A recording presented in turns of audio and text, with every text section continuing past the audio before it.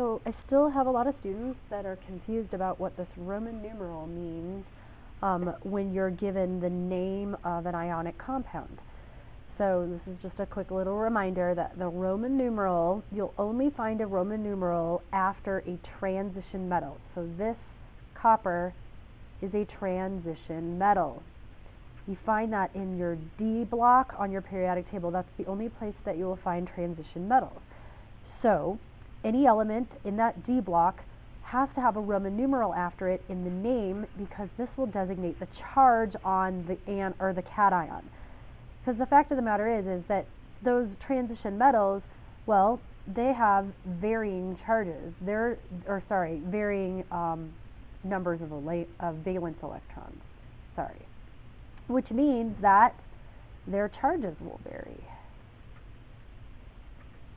So what that means is that because they can have more than one charge, we need to know what that charge is so that we can write the compound formula. So we'll go down here.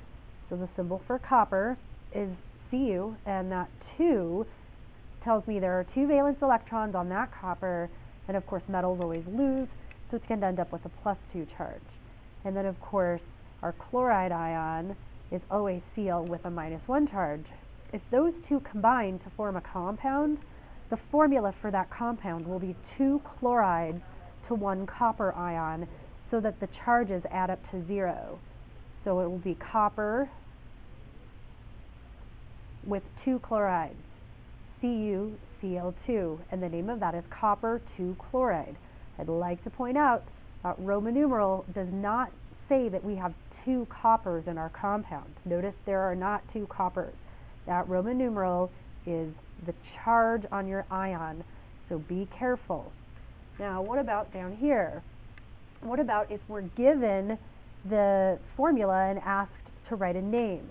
The first thing you should notice is that manganese is a transition metal. It is in the D block. So unfortunately, because it's a transition metal, it doesn't have a set charge. Remember, its charge is going to vary. So how do we know what its charge is? Well, look at what it's bonded to. So we've got this manganese, and it's going to have some charge on it. And of course, it's bonded to 3 fluorines. And each of those fluorines has a -1 charge. You can get that right off your periodic table. That means there is a total of a -3 charge from our fluorines, which means our 1 manganese, because there's only 1, must have a +3 charge to cancel out the -3 on 3 fluorines. So we would have to name this manganese 3 to designate the charge fluoride.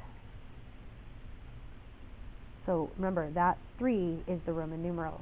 So there's the name from a formula, and then back up here we had the name and you wrote the formula. So that's what's up with the Roman numeral.